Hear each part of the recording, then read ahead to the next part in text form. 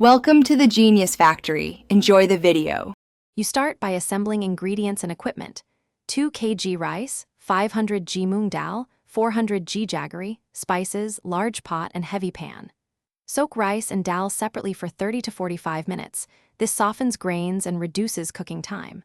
Once soaked, drain thoroughly, then grind to a coarse batter, not a puree, because texture yields traditional mouthfeel. While you grind, preheat a heavy-bottomed vessel.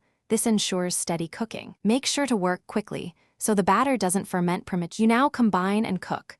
Transfer the coarse batter to a preheated heavy pan and cook on medium heat, stirring constantly to avoid sticking and to break down grains slightly.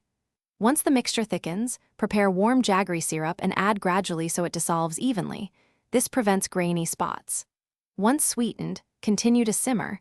Add ghee in portions to attain glossy texture and to carry flavor. Then fold in roasted nuts and crushed cardamom. Make sure the final consistency is dense but spreadable, not runny. You finish by transferring the hot Akshaya Patra into a greased tray, pressing evenly to eliminate air pockets. This helps it set uniformly. Let it cool to room temperature before cutting into squares so slices hold shape. For storage, place in an airtight container. It keeps several days at room temperature or longer refrigerated. If your batch turns grainy or oil separates, reheat gently over low heat and whisk while adding small tablespoons of hot ghee. This brings the mixture back together and restores shine. Thanks for watching. If you found this helpful, don't forget to like and subscribe.